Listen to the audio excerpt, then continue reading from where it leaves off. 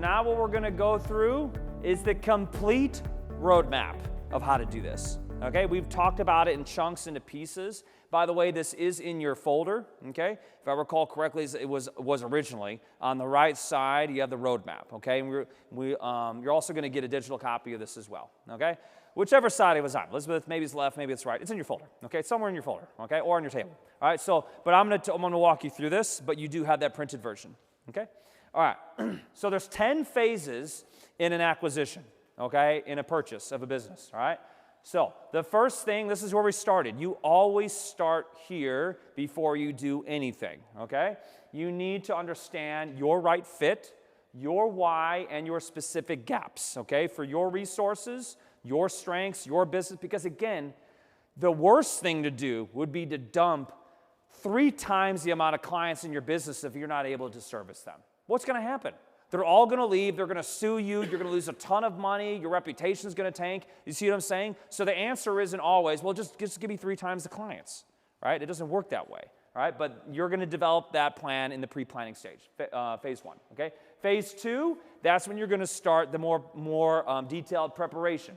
You're building your team, you're developing deal structures, and that kind of thing, okay? And by the way, I'm going to go through all of these a little bit more after I give you the kind of the total breakdown, okay? And it's in your folder already, okay? Number 3, now you're going to start to locate the opportunities. Now that you got your team in place, you understand exactly what you're going for, your target fit and all that kind of stuff, now you're going to look for your opportunities. You do not have to use a broker for this, although a broker would be extremely advantageous to you to do this, okay? You have networks, competitors, and that kind of thing. By the way, all 3 opportunities that I took advantage of, I did not use a broker for, okay? Doesn't mean that a broker wouldn't have been extremely beneficial, but I actually connected with these people because I know a lot of people, okay? So that's how I personally did it. Anyways, there's lots of different ways. You can mix and match, do all of them, that kind of thing to locate your opportunity. Then once you find your opportunities, based on your right fit, then you're going to evaluate them. I have already given you basic frameworks for how to do that with the business valuation metrics, red flags, and those kinds of things, okay? So you're going to want to use that and develop your scorecard for the valuation profile of this business, okay? Your 5th phase is now you're going to determine, once you kind of evaluate in the target in terms of the good fit, then you're going to go to value, okay? So a common method, like I said, EBITDA times the multiple in the industry. You're going to assess, you're going to negotiate the multiple with the seller, okay? All right, and then at that point, now we're negotiating, okay? Now, I would really recommend that you guys negotiate on emotions and values, okay? Not price. You get to the price, okay? But if you're starting off with, hey, Joe, what do you want it for, okay? Not a penny over $1 million. Like, what are we talking about? Like, let's understand really what we're trying to achieve here and the values and what is our outcome. If every single thing you do in business, you start off with what is my outcome, you're going to be far along, more along than if you let's just get this done. Like, what are we really trying to achieve here, right? Hopefully you determine that and you learn from that with your negotiation time with the sellers and the buyers, right? The seller had very specific motives and motivations that was important to him or her, right? If you're not hitting those motivations, you're going to miss the boat. You're going to lose time, right? And that kind of thing, okay? All right, the 7th phase is your due diligence phase. This is when your accounting team is going to come in. You're going to start looking at the numbers, the financials. You're going to start looking at the books and stuff. This is when typically the attorneys are going to get involved, that kind of thing, is when you start to do a negotiation. However, your legal team could come in earlier, okay? It just kind of depends on your specific target, okay? Okay. All right, phase 8, now you're executing, okay? Now we've come to an agreement. We've basically audited the business. We have a good framework for the valuation. We've come to terms. Now we're exchanging agreements, contracting, contracts. We're obtaining financing if that's necessary, and then we're closing. Phase 9 is when you start to transition, okay? So it doesn't just end, great, deal closed. I just get money now, right? No. That's not how it works. Everybody that's been in business longer than 5 minutes know that. Now you're going to start to transition your customers, your staff, your assets, everything, okay? Depending on what you're buying, all right? If you're buying intellectual property, there's a whole other phase of that, okay? That's more complicated, all right? If you're trying to acquire different kinds of intellectual property, okay? Phase 10, now you're going to optimize it, okay? We talked about that. I gave you a whole list of different strategies that you can utilize to optimize the business and substantially increase its value so then you can exit it and then you were selling it or keep it. right? But you should plan for an exit, okay? Grow this sucker, and then you can exit it, okay? So those are the 10 phases. Let's go through them a little bit more, okay? A little bit more in depth. Again, it's all in your folder, okay? So on the foundation of preparation phase, 1 through 2, the pre-planning. We went through this. You need to find your ideal acquisition target. A good opportunity, for you guys here in the front may not be a good opportunity for me. I need to understand what my target is, okay? I need to identify my strengths and gaps. This is kind of a review, okay? Clarify your why. We went through a leverage exercise in the beginning of the event here. This should be helpful for you to go through that. Why are we doing this? Why is it important to me? Why will I do this no matter what, okay? Get that leverage. Avoidance of pain, pursuing, pleasure, good things, that kind of thing. That's how you create leverage for yourself, so you want to do that, okay? And your why. All right, phase 2, now we're preparing. A few more bullet points here. Get your advisor team together, okay? This should be early and often, okay? Can't tell you how many times I talk with someone, they're like, I got a deal tomorrow. I'm like, you got a deal? I need help completely going through all the numbers. I got to close tomorrow. Like, what the? You want to talk to me a little bit sooner next time, right? So early and often, but it's not just legal. You're talking your accounting team, you're talking your bankers, you're talking your brokers, you're talking your financial advisor. If you're taking on staff, you need your HR up and running. You need your advisor team ready to go to help make this successful for you, okay? Do not do this alone, okay? That's a serious mistake. Okay, study your deal structures. Make sure you're literate in terms of your financial understanding, right? So if we're going to give you a P&L, sure, could you just give it to your accountant and have him analyze it? Of course, but you should be able to understand this stuff too, all right? If you don't know all the basic financial reports for a business, you need to study that stuff and make sure you understand, all right? Role play, you can do that as well. That was fun. Do not approach the sellers unprepared. You get one shot for your first impression, right? One shot, okay? Okay. Phase 3, this is finding, evaluating, and valuing the business, okay? This is where a lot of magic really happens to get the deal done, okay? So phase 3 is locating your opportunities, right? Like I said, using your brokers, referral partners, and competitors even, right? I've seen a lot of deals go down between competitors. I'm building a big brand here. I'm building a big business. I want to bring your company into mine. Here's a big opportunity for you. I'm going to take that. You see what I'm saying? Like, you just never know, okay? There's a lot of people out there that are actually fishing and kind of going after people that are, most businesses are not even on the market, okay? You have to be able to identify them and then go after them, okay? So tap your network. That's great strategies for how to find your opportunities, okay? All right. Number 4, evaluating the business, okay? You've got a lot of resources in your workbook and in your folder of how to do this, okay? And by the way, guys, you're going to get even more emailed to you, okay? For example, one thing that we didn't go through, but, there are great resources for you. There's little conversational cheat sheets in your folder. Take advantage of that stuff. You can actually build a framework for your conversation with the seller. It's all in there, okay? So we're going to give you even more after today. You're going to have so much. That was my goal, is to give you basically everything that you need. Maybe you don't use it all, but you will have plenty of resources to be able to make this happen, okay? Analyze the financials, spot red flags, score things, okay? It can be incredibly basic, but it's incredibly useful to take a look at. And you go, you know what? There's a high client concentration here. I got 4 clients that are responsible for 50% of the business. That's a risk to me as the buyer. See what I'm saying? But if you don't analyze it, you won't know it, okay? So do not outsource your understanding. Okay, let me say that again. Do not outsource your understanding, okay? If you're like, well, I don't know anything about this, and I trust 100% my accountant, whatever the accountant says, that's a mistake. You need to have an understanding of this stuff, okay? So that you can actually, I'm not saying know it as good as him or her. That's not what I'm saying. But you need to have an understanding of these things so you can speak intelligently with not only the seller, but your advisor team, okay? All right. This, by the way, that's why, one of the main reasons why I do these things. I want you guys to be able to know this stuff and be able to do this stuff, right? And really make good use of these strategies that are proven so you could change your life, okay? Change your life, substantially increase just your satisfaction in life, okay? That's why I do these things.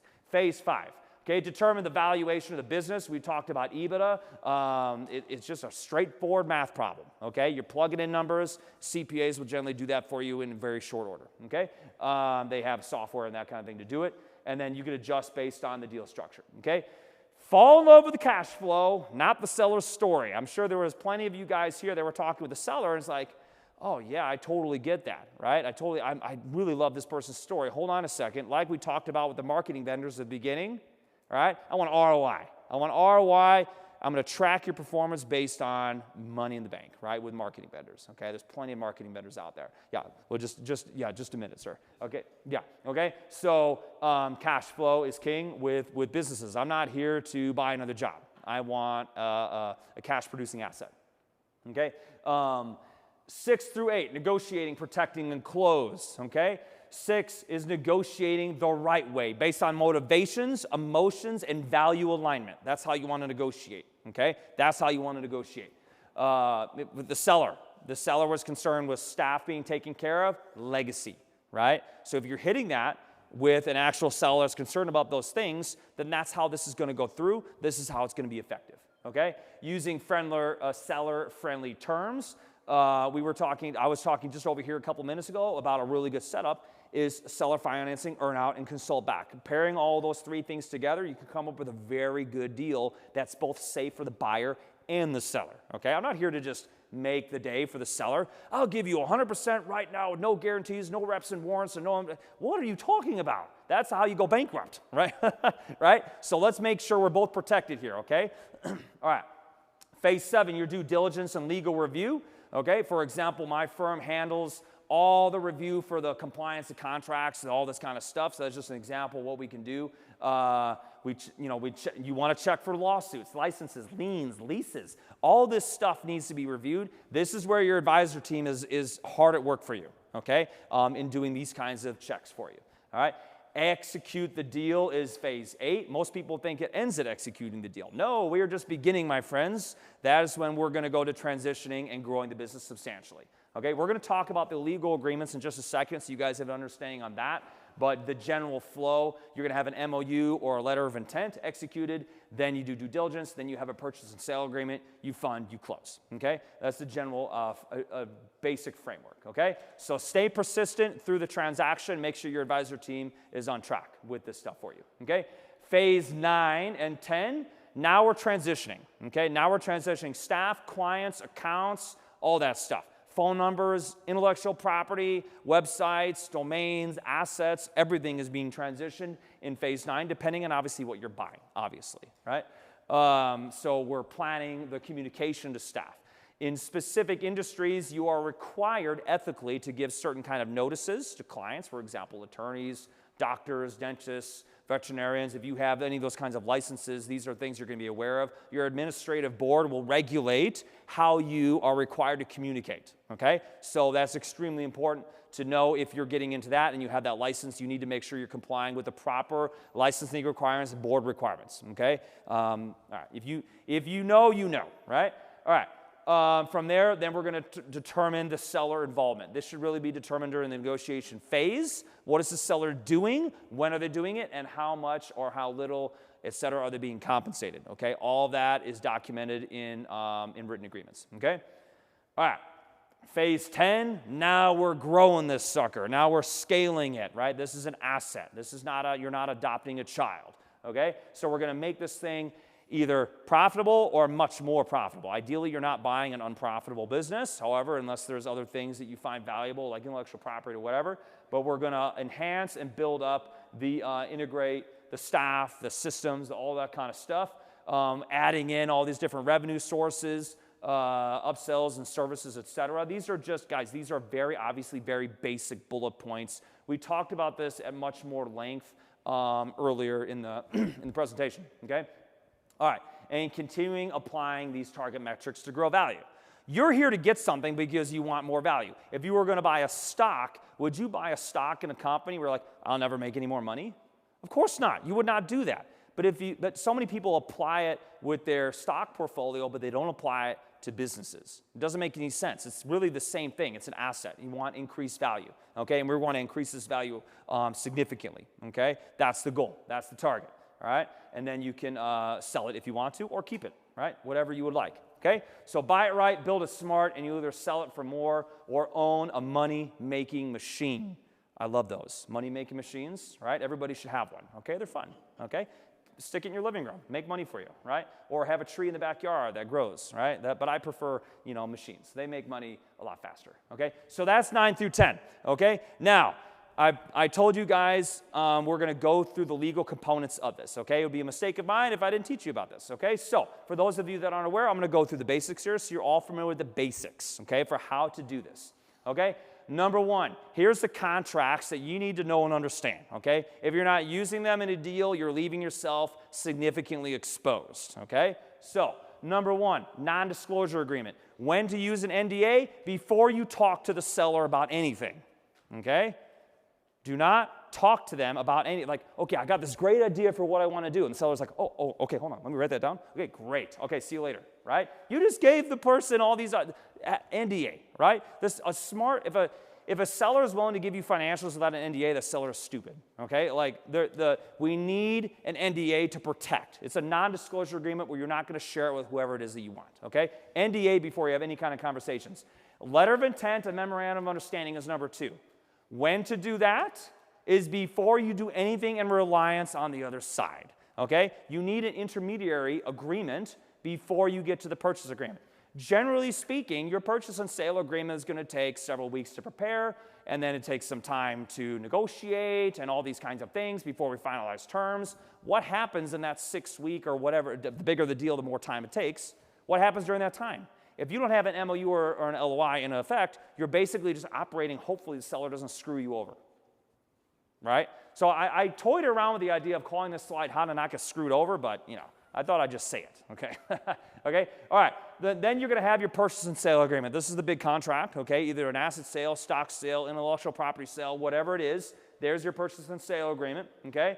You're going to have promissory notes involved if you're doing seller financing or anything of that nature.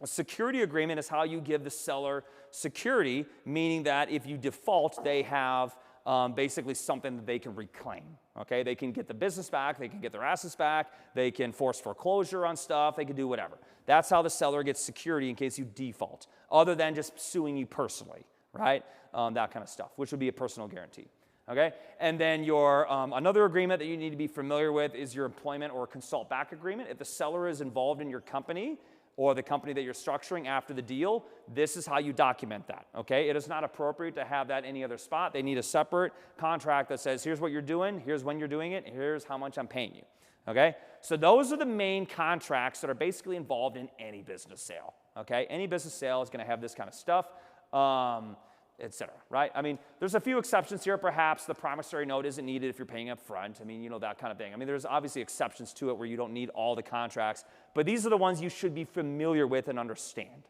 okay? There's variations to all of these things, but these are the basics, okay? All right. Now, here's contractual promises to understand and use, or at least be aware of, okay? As the buyer, you need protection from the seller, okay? How do you get that protection? Number one, a non-compete, okay? Non-competes are illegal in California except for specific circumstances. This is one of them, right? If I'm selling a business and if I don't have a non-compete and the seller goes, oh, well, thank you very much. I'm just going to contact all my clients the day after the business closes. I'm going to take all my clients back, right? Non-compete will protect you against that, okay?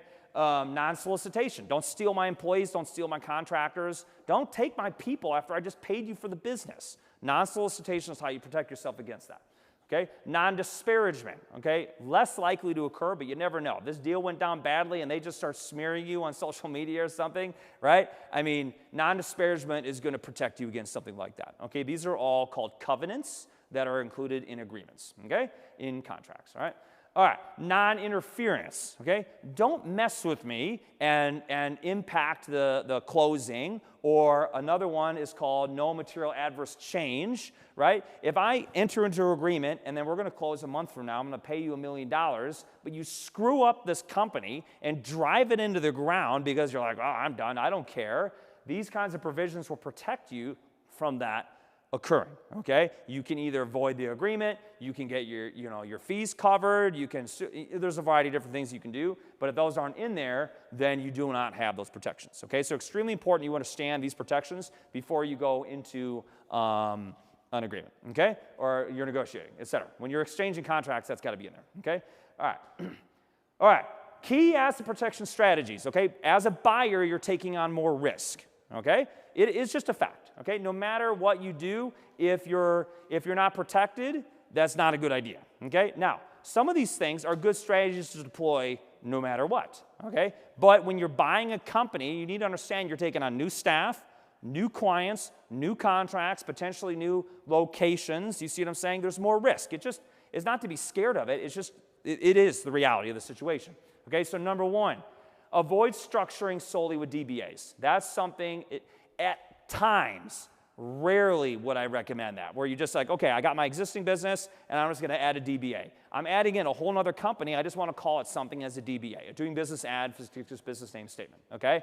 That would be, very rarely would I recommend that, because again, our goal here is to spin this and sell it, right? So if you're going to buy it, spin it up, and sell it, and you have it operating under your existing corporation, under a DBA, you got to pull all that out. Right? You got to pull all the financials out. It's going to be a major pain, okay? So it's not that you can never use DBAs, but on this kind of situation, if your objective is to sell it in 3 to 5 years, et cetera, don't do that, okay? All right.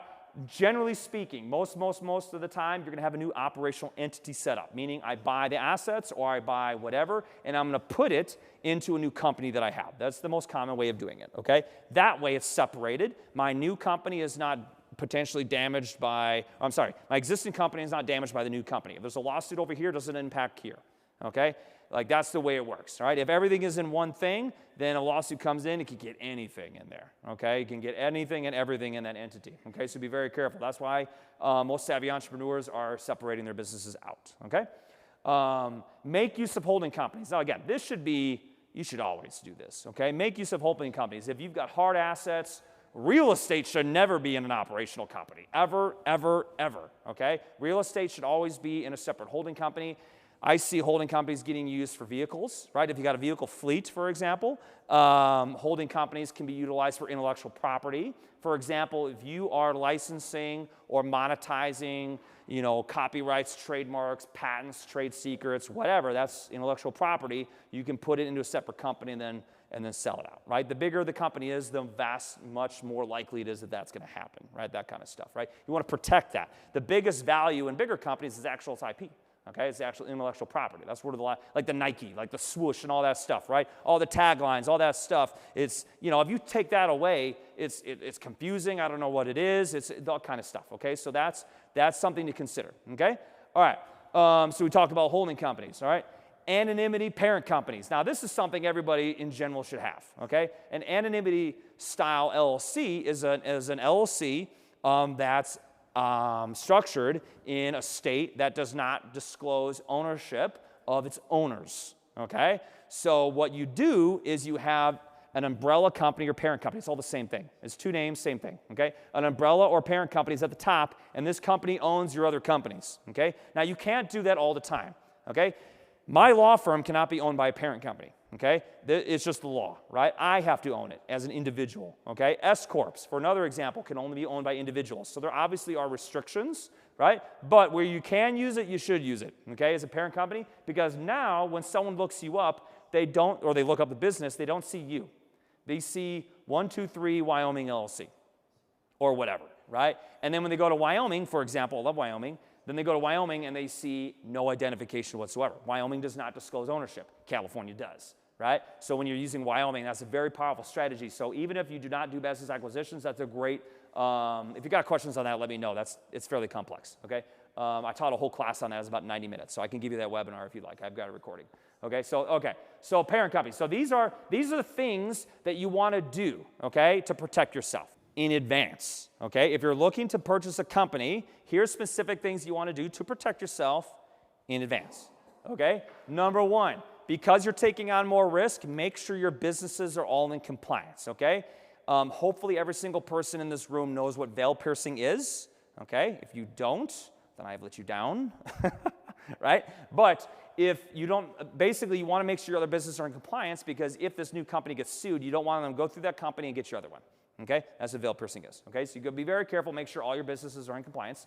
In general, you should always have your business in compliance anyways, right? Number two, we already talked about anonymity.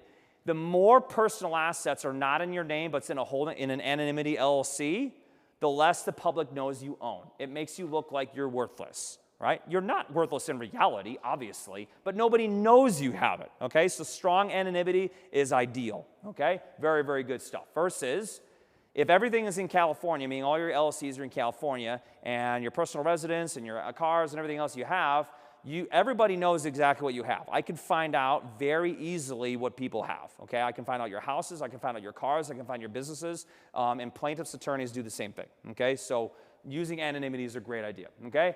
Prepare your NDAs and MOUs in advance, okay? You can have basic templates prepared and ready to go. That way, when you find an opportunity, you're ready to go. That way, you're not wasting time, okay? It's all about timing, all right? So there you go. So have your NDAs ready to go. Generally speaking, you can have a pretty good NDA built for an acquisition, and it'll be pretty much ready to go with some minor modifications, okay? So that's a great idea, okay? All right, once you are near actually making an offer and looking, actually looking to acquire this target, that's when you want to set up your new operational company, okay? Because it takes about 4 to 5 weeks to fully set up your operational company, right? Your S Corp or whatever you're going to use. And if you're like, all right, I'm ready to make an offer, and then holy crap, I got to set up this whole new business from scratch, and now we got to wait, right? We got to wait. Or you got to just take a bunch of risk and do without it, which is a terrible idea. So really you want to do that ahead of time, okay? You want to have that done in advance. Okay, so those are the key strategies to do in advance. 99% of the time, your licensed business is not going to be able to owned by a parent company, okay? Because there's licensing restrictions. You got to register it with the board and all that kind of stuff, okay? So generally speaking, your parent company, umbrella company strategy is going to be like, let's take all the assets. That's why medical practices, they have practice management LLCs. They get all the assets out of the medical practice and they stick it into an LLC. That can be totally held private, but the actual medical practice itself, like the S Corp or whatever, is owned by the individuals. You see what I'm saying? So we get like, okay, fine, I can't get anonymity, but I got nothing in there, right? Other than, the staff is in the management company. Mm-hmm. But the ownership is under my license. Correct. Yeah, basically. Yeah, you and I could talk about it more, but that's basically it, okay? All right, so basically, S Corps could own LLCs. LLCs cannot own S Corps, okay? So an S Corp there's a restriction in the IRS code that it must be owned by individuals or specific kinds of trusts, okay? That's just, or you have to go to a C Corp, right? I know I'm getting a little too into the weeds here.